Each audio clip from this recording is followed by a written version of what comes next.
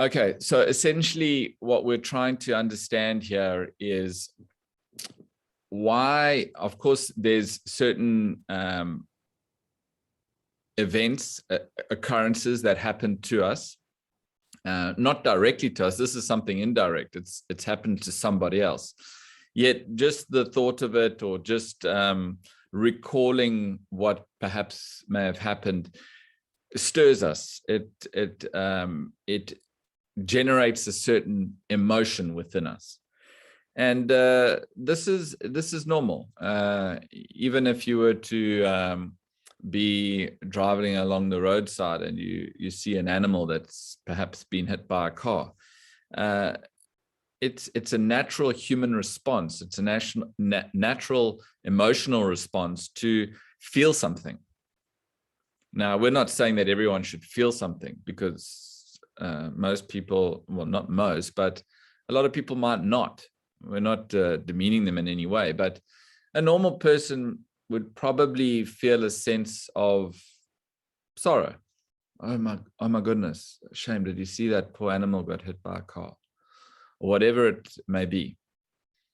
So we're talking about a natural human emotion, which is grief or sorrow or sadness. It's normal. It's normal to feel that. We're human beings, right? And as human beings, we are privy to experiencing emotions. We're not attempting in any way to be devoid of emotions. So even this emotion of grief or sadness that you feel, it's a natural response. It's a human prerogative, if you were, to have an emotional response. So again, there's nothing wrong with that grief, that feeling of sorrow. Now, if we bring it into context of what we're talking about, this overwhelming feeling of grief that Arjuna is experiencing, this is something slightly different. Because the grief that Arjuna is experiencing has debilitated him. This is the point. Arjuna is debilitated. You see or hear of or witness something that upsets you. It may debilitate you. It may not. If you just feel it, it's fine. When it overwhelms you, this is where the problem lies. And this is the difference we want to try and establish between feeling an emotion, going through the experience of emotion, and being affected by an emotion. Arjuna is affected by an emotion. He's a warrior. He's meant to be fighting. He's babbling on about all sorts of nonsense on the floor, incoherent, can't function. Now, if we go back to the last verse that we covered, what we concluded was, we were saying that the entire thing arises because of our incorrect assessment. So that overwhelming sense of grief that we go, when the emotion overpowers us, it's because of incorrect assessment. Now, that incorrect assessment is going to give rise to all sorts of problems, not just an overwhelming emotional experience. Incorrect assessment can lead to various types of incorrect responses. So what we must appreciate is that with regards to this grief arises because of Arjuna's personal relationships that he's established with the enemy. And I'm just going back to the verse here. Verse 27. Certain indeed is death for the born, and certain is birth for the dead. Therefore, you should not grieve over the inevitable. So again, if you understand, it's a simple concept. So what he's saying here is death and birth are inevitable, and in particular with relation to death. Death is an inevitable part of our life. It's going to happen to everybody. It's going to happen to you, going to happen to me. We're all going to die. It's inevitable. Now, we can make that assessment. We make that assessment, yes, okay, everyone is going to die. Correct assessment. Now, the problem comes in when you make an incorrect assessment. Well, yes, I understand everyone's going to die, but that person should die after me. I shouldn't die and be left with this burden, this grief of them dying. As long as I die before they do, then I'm fine. In fact, I should die before anybody else, because then I don't have to deal with the death of anybody else. So there's a false expectation. I'm just giving you an example. There's a false expectation because of wrong assessment. Your assessment is that someone will die before you will. Wrong assessment, somebody doesn't die before you do, you're upset, you're grieving. So if we look at this example that you gave, you're expecting a mother to behave in a particular way. You're expecting a father to behave in a particular way. So when that expectation is not met, you're expecting the driver in the car who hit the dog to behave in a particular way. When that expectation is not met, then you're affected. How could they do that? Why didn't they do it like this? They should have done it like this. So again, it comes down to this wrong expectation. That wrong expectation generates that unreasonable emotion that overwhelms us. Jess, you had your hand up?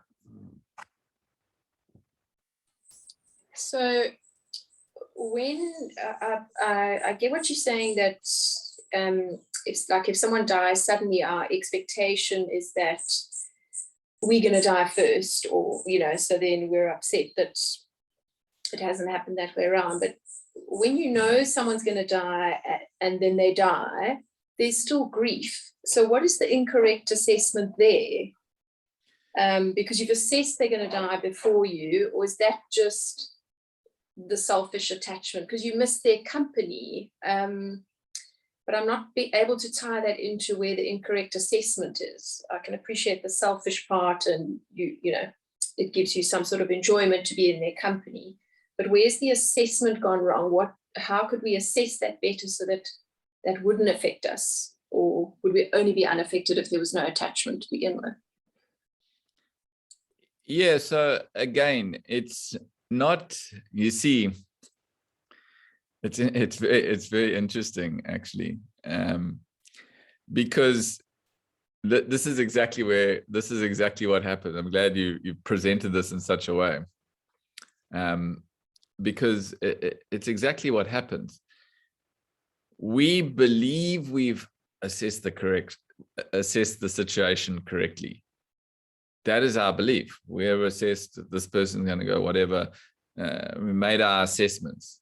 So, and then when it happens, all of a sudden we find ourselves in this grief-stricken. Okay, now attachment, of course, that's often gives rise to this overwhelming grief. So that's something separate, and we can appreciate that in its own sort of set of parameters and context.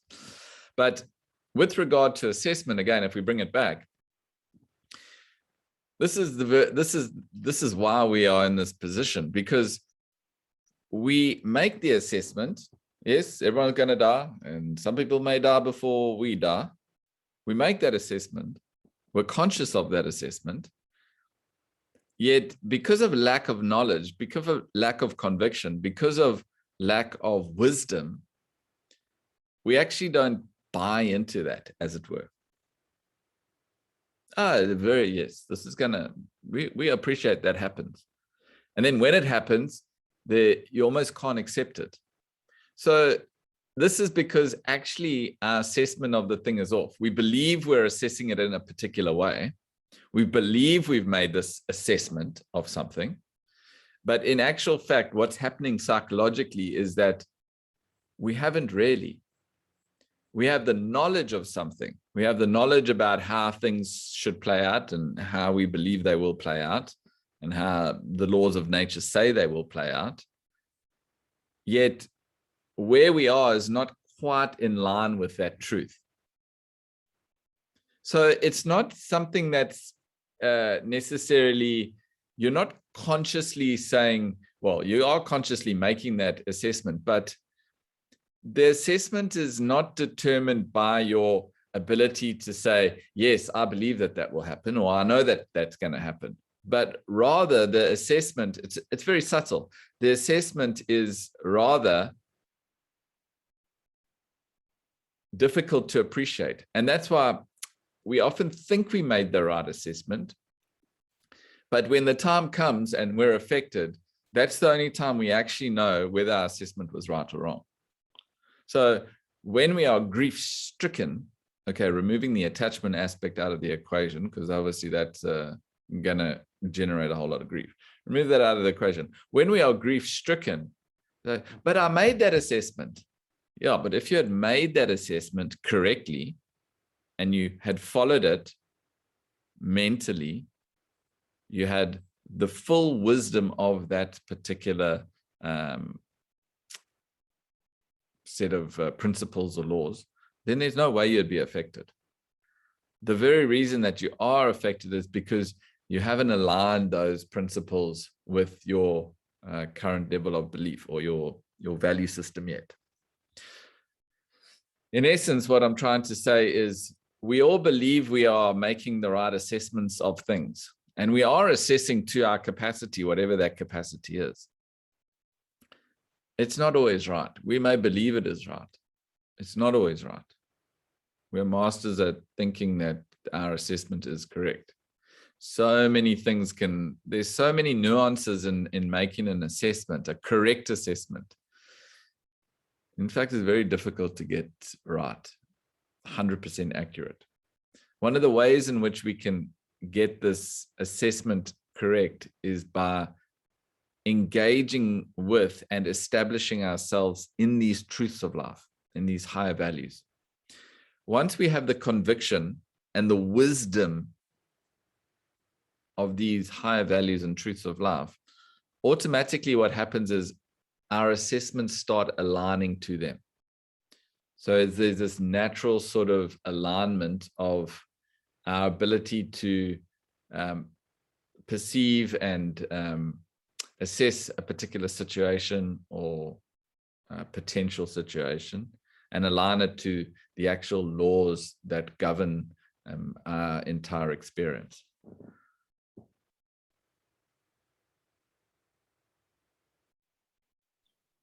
That actually makes perfect sense, because I was chatting to a friend today about this topic of assessment, and like assessing a situation or a person, but that it still can be annoying. So it's going to happen. Petrol's going to go up. Yes, I know that. But every time it goes up, then you're annoyed. So it makes sense because you haven't actually properly taken on that assessment. So yeah. That's clarified. Yeah, something else for me as well now. It's one thing. Thank you. A great example, actually. It's one thing making an assessment. It's a whole nother thing accepting your assessment. Yeah. That's often the gap. That's the big gap. Yes. I've looked at the weather report. I've assessed that it's going to be raining tomorrow morning. Yeah. You want to go out for a run? Yeah, I know it's raining. It will be raining. It's raining tomorrow. Weather said it's going to be raining. And you wake up in the morning with this vain hope that it's not raining because you want to go running. Yeah. And then you look at it, I can't believe it's raining. So the assessment was all there, the weather report was all there, the facts are all there, but yet that in this example, that desire, it kind of like it distorts that assessment. So even though you've made a clear assessment, it's distorted by your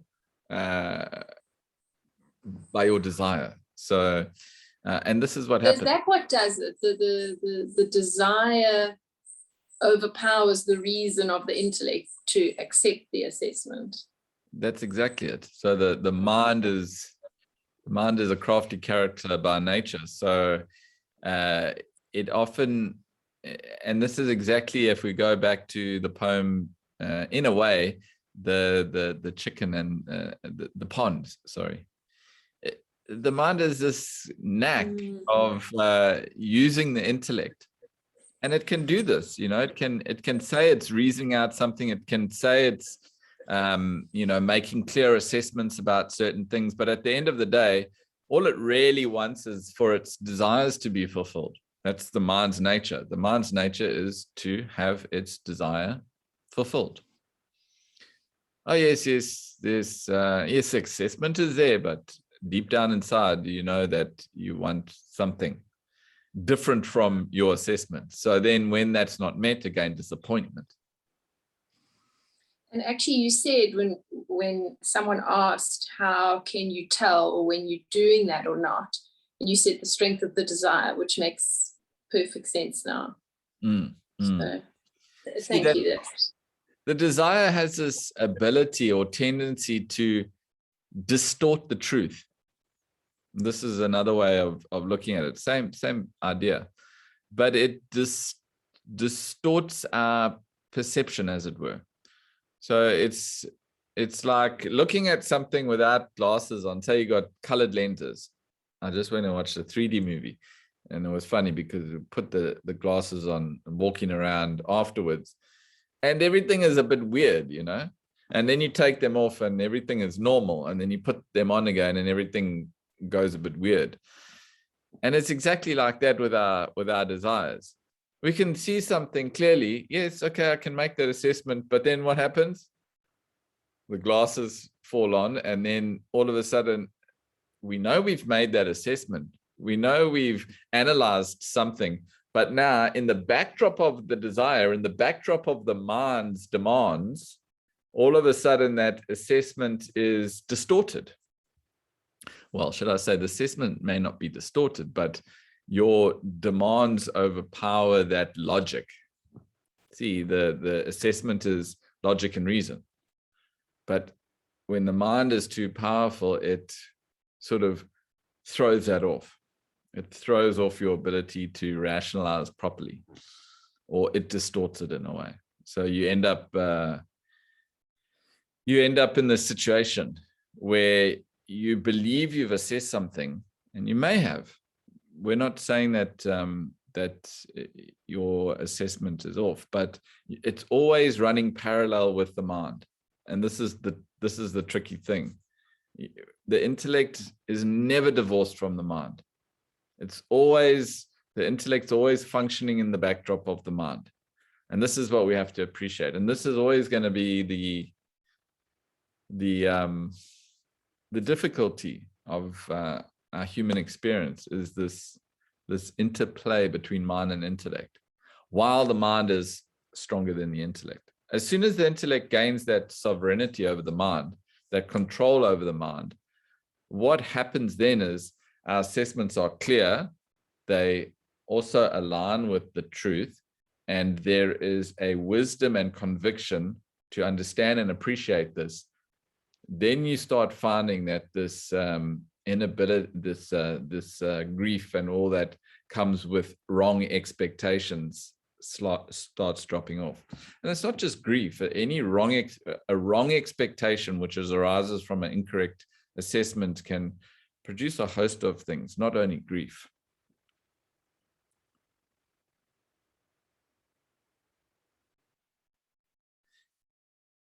Denise, back to you. Are you okay?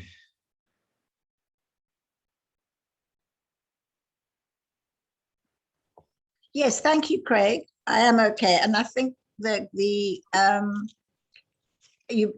cleared it nicely. It's okay to have that emotion, but not to be overwhelmed by it. So I was not overwhelmed by it, but I was very conscious of the fact that it had a huge impact on what I was feeling. And that was I just wanted to understand it. I was never overwhelmed. It never gave me thoughts or actions of things that were not suitable. But so it's okay to actually have that feeling. It's not, it's the intellect will then allow you to not be overwhelmed by it. Yeah, I mean, you can appreciate that there are some peculiar human beings in the world, some characters. And that's the nature of the world in which we live in. So that also, I got all that. I got all that. It was how I felt. That was what I was. Do you know what I mean? So you read something that's objective. I didn't know who they are. I have no attachment to them at all. But it was, so I just wanted to understand that feeling in context with what we learned about the grief. But what you've explained clearly, thank you, is the overwhelm, which was not there. And it's okay to have that feeling. And it's okay. We are human. correct. Thank you.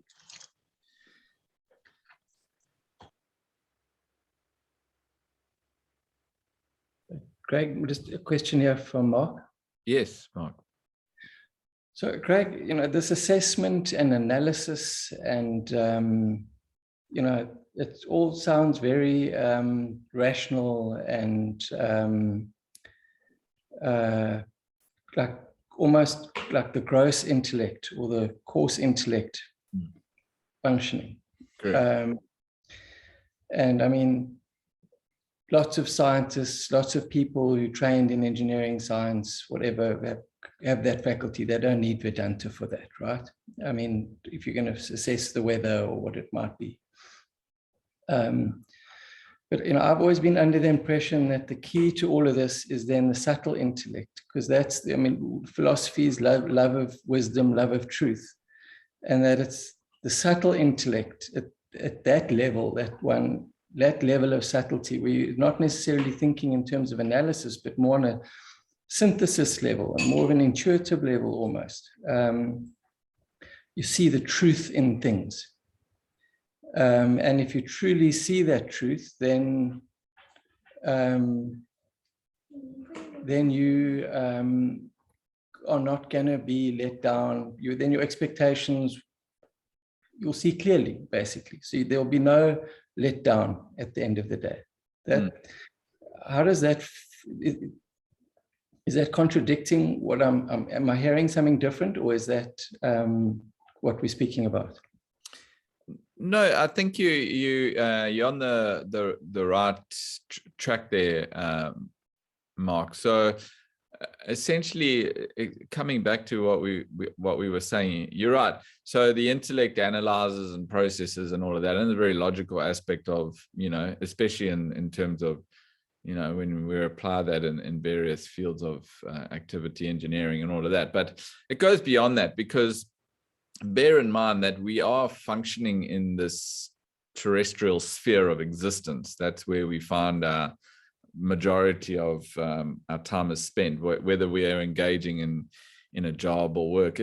We're constantly having to apply the gross intellect to navigate certain challenges, and that's something that we can't avoid.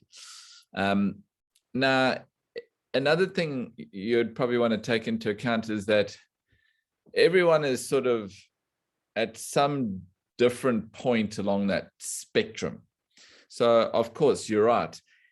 For a person who has unveiled their subtle intellect more, they have a more panoramic view, a deeper appreciation into the laws of life and how it is all strung together.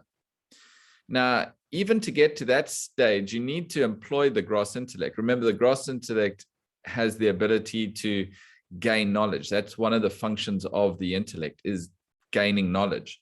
So we are employing the gross intellect all the time. Even in the classroom, we're employing the gross intellect to attain knowledge. Now, when that knowledge pertains to the self, the Atman, God, as it were, we go from the process of reflection, which is the gross intellect, to the process of contemplation, which is the subtle intellect. This is the difference. So if we are able to contemplate on the truth of life, yes, you'll find that there is, or should I say, if one has reached that point where they are able to consistently contemplate on the higher truths of life, then of course there's not as much need for the gross intellect to ticking away and constantly, needed to function in a terrestrial realm.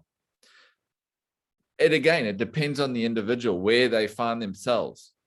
Now, for someone, all of us, I believe, we're all engaged in some sort of activity, some sort of work, some sort of job, a family, perhaps. Maybe we have sports engagements, all sorts of things. These are all within the world. So, of course, there's going to be a certain amount of gross intellect that is required for application in those various fields.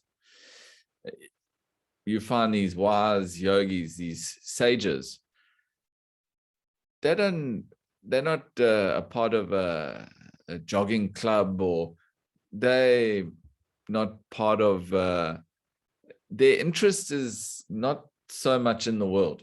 So of course, commensurate with that is less employment of the gross intellect is really needed for these types of people who are highly evolved, because their subtle intellect is already just attuned to those higher principles, in fact, attuned to the self within. So again, you're somewhere between the wise yogi and the person engaged in your worldly affairs. Somewhere along that sphere of spiritual evolution, we all find ourselves. So yes, at times we will need to employ the different intellects. And sometimes early in the morning when we're sitting with philosophy, when we're sitting with deeper thoughts, we will want to contemplate on those thoughts, and we are engaging our subtle intellect to do that. At other times, our boss comes into the room and says, listen, we got to make a decision on, we're going with this company or we're going to go with that company. Let me consult the self. It doesn't work like that.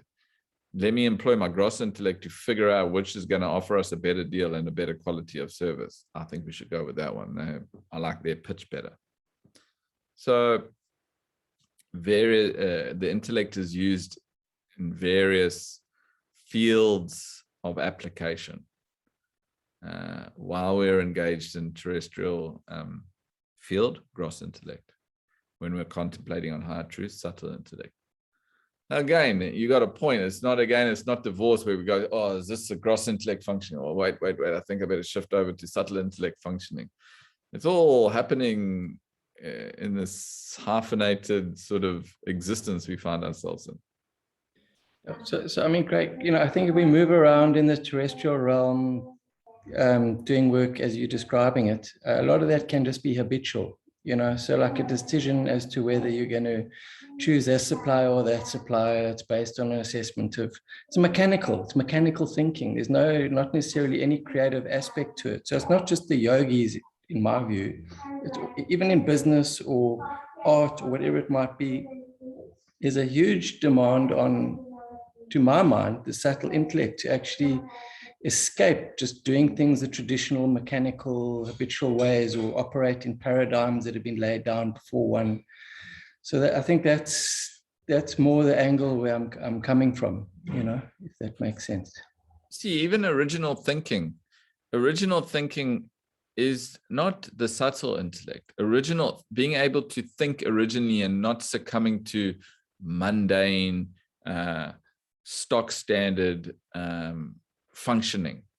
That's gross intellect, original thinking, being able to think outside regular routine mechanical existence. That regular routine mechanical existence is what we would refer to as herd instinct in a way. It's simply just going through the motions. You're not actually applying any thought, certainly not any original thinking. The ability to think originally is gross intellect. You can think originally. Now, the ability to think originally in terms of the self, in other words, when I say think originally, is to break through your misconceptions, break through your ignorance pertaining to the transcendental. Then we say this, that's the subtle intellect at play. But if it's finding out a new way to do something outside of the, the previously trodden path in a field of terrestrial activity, that's gross intellect again. You can employ it to actually do something different, to do something original. That's the value of it, the gross intellect, the value of the gross intellect. Okay, thanks, Craig. That helps a lot. Thanks. Great. Right. Any other questions? Okay.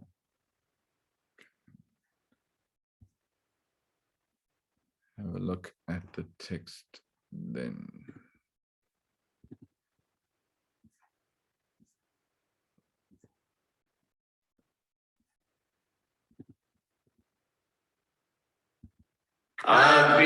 अव्यक्तादीनि भूतानि व्यक्तमध्यानि भारत अव्यक्तनिधनान्येव तत्र का परिदेवना अव्यक्तादीनि भूतानि व्यक्तमध्यानि भारत अव्यक्तनिधनान्येव तत्र का परिदेवना.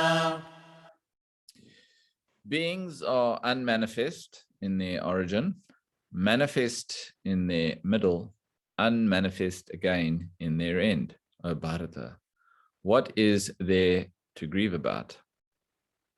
So again, Krishna is drawing Arjuna's attention to his what's the right word? His overwhelming sense of grief. It's not quite the right way to put it, but he's drawing his attention to the fact that, well, he's posing the question, well, what are you actually grieving about, Arjuna? We all come out of manifestation. We don't know where we came from. We rock up here, and then we manifest for a while, and then again we return to unmanifest. Inevitabilities. So what's the problem? We're all born. We're all going to die. It's an elaboration of what he was saying from the verse before. All beings born, they live, they die. So what's the problem, Arjuna? You know you're going to die. Everybody is going to die. So what are you grieving about? He's simplifying the whole thing so dramatically. It's almost too overwhelming for Arjuna to have it broken down simply. And this is one of the interesting things about this this philosophy. Sorry. One of the interesting things about this philosophy, that it really is so simple. What makes it seem not cumbersome, but what makes it seem complicated is our many misconceptions. So we have many things which we think are correct that perhaps could be incorrect. Many things that throughout our lifetime we've brought up believing, or we've drawn conclusions and come to a piece of knowledge that we believe to be true. And then we're showed something else, something simple. And it's as we go through the classes and as we go over this, you often find that often our belief what we believe, or what, not individually, but generally speaking, what most of the world believes to be true, opposite they say in the Gita, or opposite they say in the Vedanta treatise. And it's quite remarkable, because that's the devolution in our thought. We've complicated things so much. We've believed so many things, and that's what Josh Billings says. He says the problem with most folks is not so much their ignorance, but believing so many things which ain't so. And that's the situation we find ourselves in, believing so many things that just aren't true. So philosophy is very simple. You're born, you live, you die. I don't know what's the problem. I think one way to understand this is, see, again, we're talking about the embodied, the self. And in the analogy that he gives, and there's no better analogy, and that's why I'm going to just walk you through it quickly, is this ocean wave analogy. So the self is the ocean, as it were. The self, the ocean is all pervading. It's everywhere. Now, what happens is, out of that ocean, what do you find coming? Suddenly a wave appears, and the wave forms, and the wave grows bigger and bigger and bigger, and then the wave curls, and then it crashes, and then it returns to the ocean. This is exactly our lives.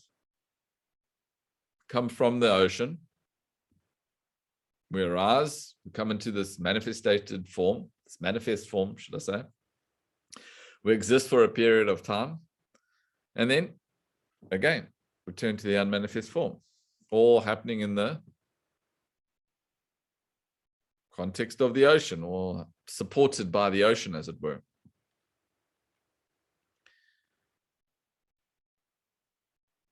So, and again, there's a quote, I think it's actually in the book. It says there, Matthew Arnold. Yeah,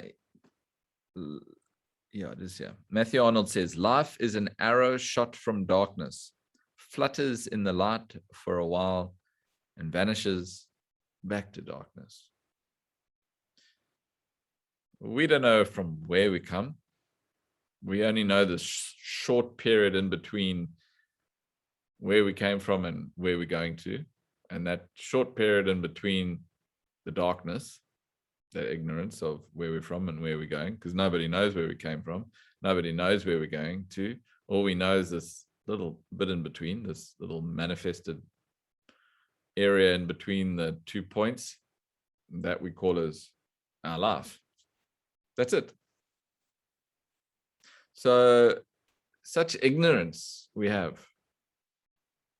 Nobody knows what's going to happen to them afterwards. But one thing is for sure, we will return to that darkness. And then out of that darkness, again, manifestation arises.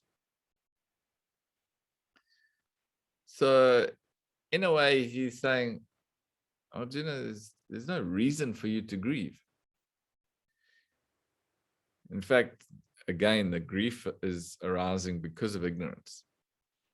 Arjuna is unable to understand the simplicity of what Krishna is presenting to him.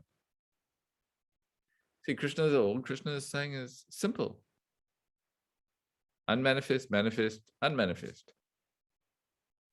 Now you have got so attached to this manifested world, so attached to this life of yours. And that is what's causing the problem. That is what is essentially giving rise to this grief. If you're able to understand, truly understand, what's the reason for there to be any grief? The fact that we are steeped in such ignorance is an indication. Well, when I talk about us, Arjuna, the fact that he is in such a deep state of grief is an indication of the lack of knowledge that he has. purely lack of knowledge. That's it. He doesn't understand the ins and outs of life. And that's, thank goodness for him. Thank goodness for us. He's got Krishna there. Krishna is walking him through it. Don't grieve, Arjuna. What's there to grieve? You're going to go out of manifestation, and then at some point there'll be a manifestation again. What's the problem? And when you see it, when you see it like this, it releases you of such a burden. We're so bound. We have this burden of life upon us. All this that we have to do, all this running around and doing this, and I've got to be here and got to be there, and we get caught up. It's a tendency. We get caught up in this arrow's flight in the light. That's all it is. It's just the flight of an arrow. So, Arjuna, what is there to grieve about? Beings come out of unmanifest form into manifestation and again return into unmanifest form. You don't need to worry.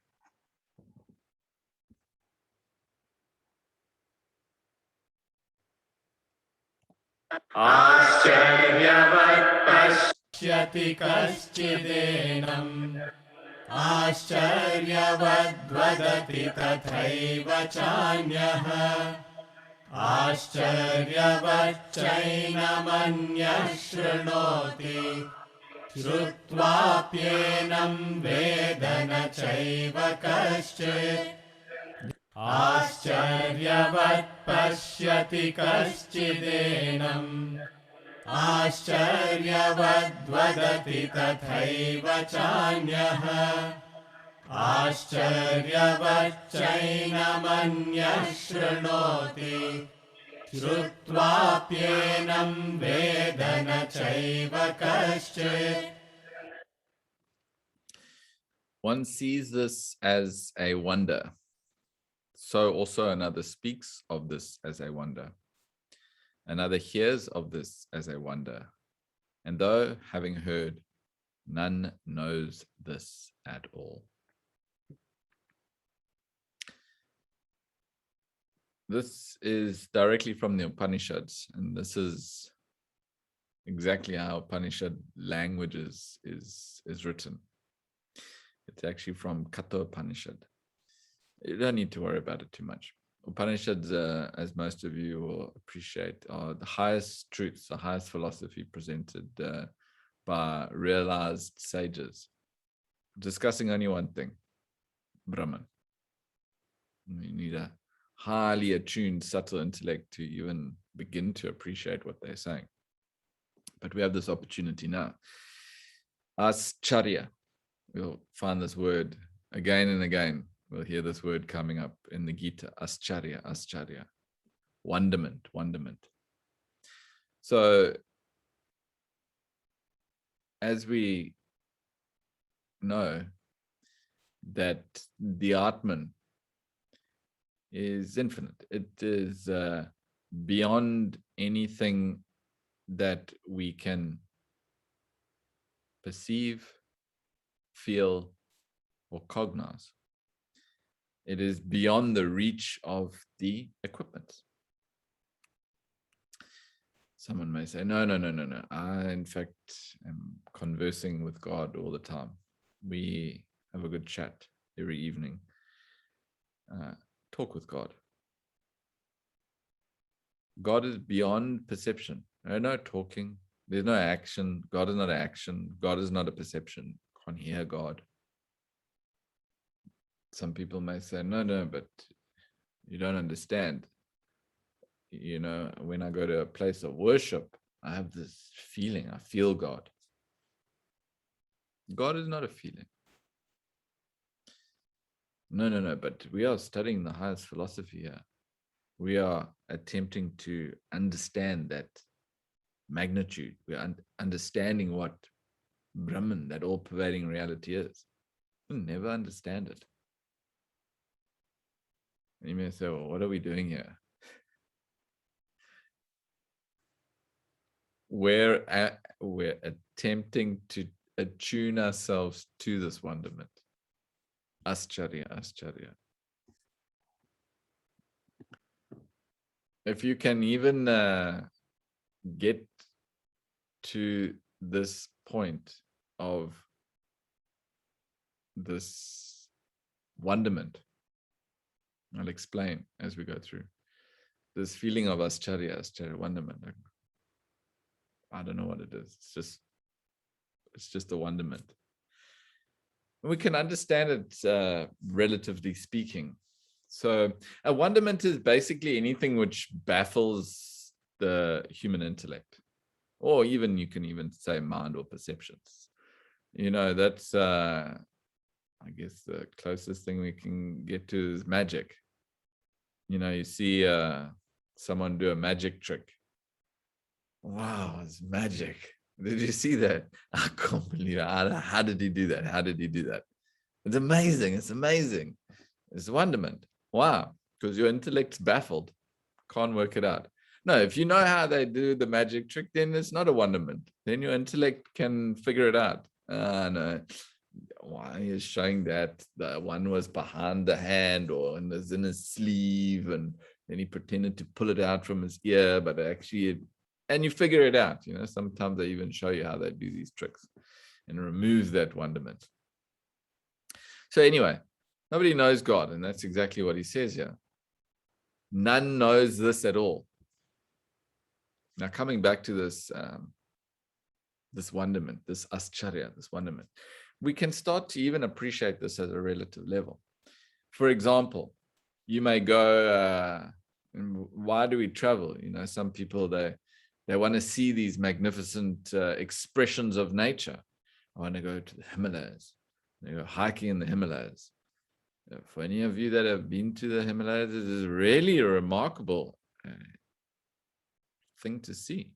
It is a wonderment. You stand there aghast how high these mountains are. You're at the bottom of the cable car looking up, oh, Table Mountain, very high.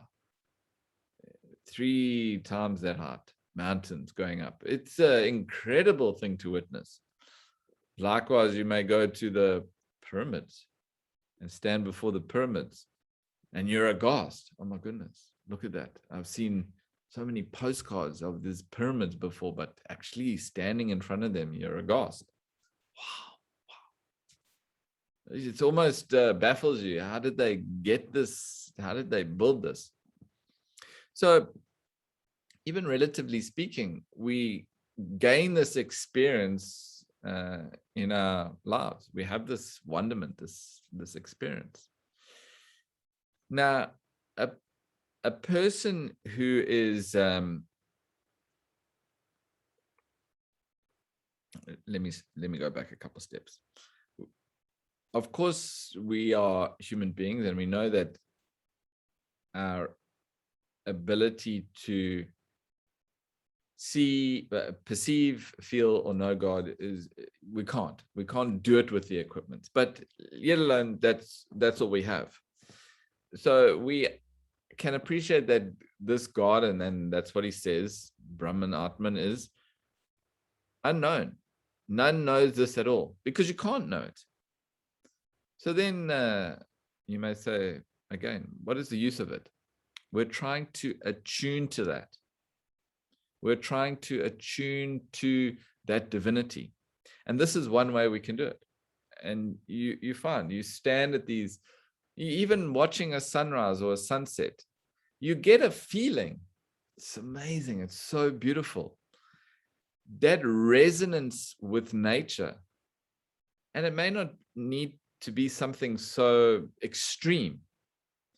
Maybe you see how a small bird, you get now in spring, they come into the garden here.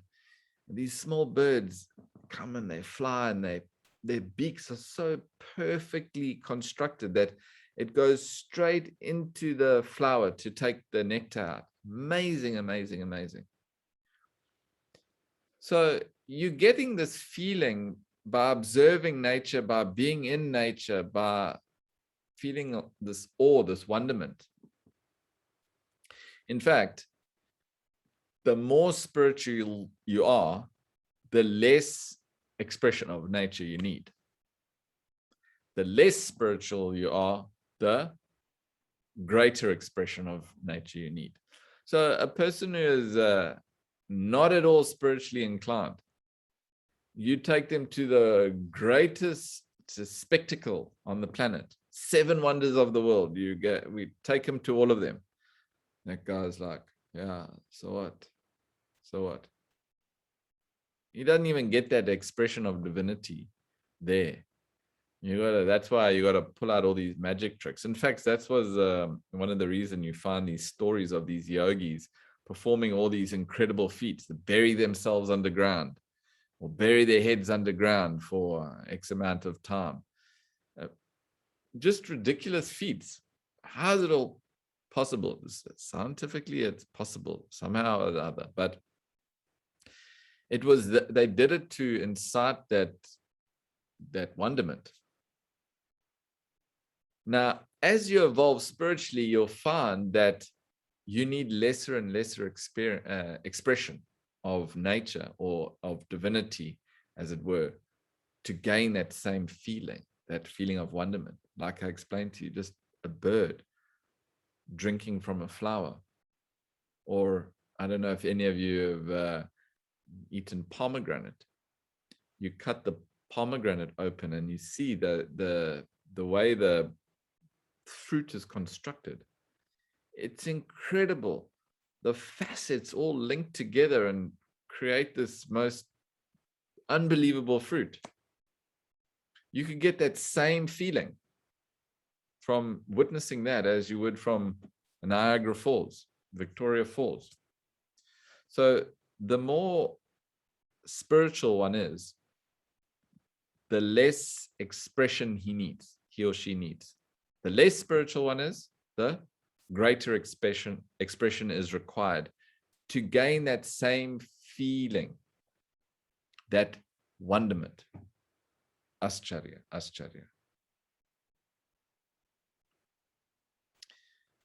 So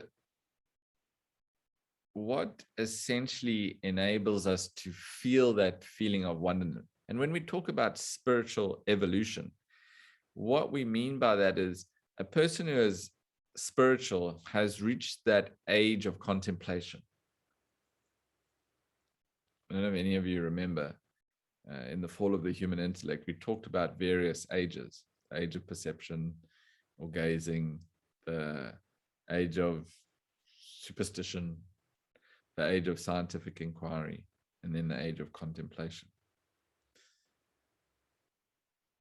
One must be in that age of contemplation to have that wonderment. Otherwise, you'll never see it.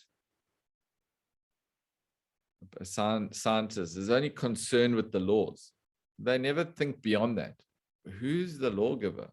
Who put this all together? That thought is not there because they've not yet attained the ability of the subtle intellect to probe into the realities of life. What is that truth behind it all? What is the supporter of it? So a person who, ascharya, wonderment, that person is someone who has attained some degree of spiritual maturation. Now, either a little bit and needs divine expression, might need to go out and, really experience nature to feel that, or some beautiful expression of nature to feel that. Another person could just be sitting at home in his flat and be peeling a banana and have that same thing. Wonderment. How is this so perfectly constructed? Who made this? Who constructed this? How did it come about? I don't know. It baffles me. That sense of bafflement, that sense of wonderment is this attunement to the divinity. And that's all we can really hope for, because we can never know God. We can never know Brahman, as it were. We can only become that reality. So Atman is transcendental. It's beyond the scope and reach of the material equipment. And therefore we say it's a wonderment. But slowly, slowly, as we advance on the spiritual path and enter this age of contemplation, this feeling or the experience of wonderment increases. Okay. I think we're in there this evening. I think a few people had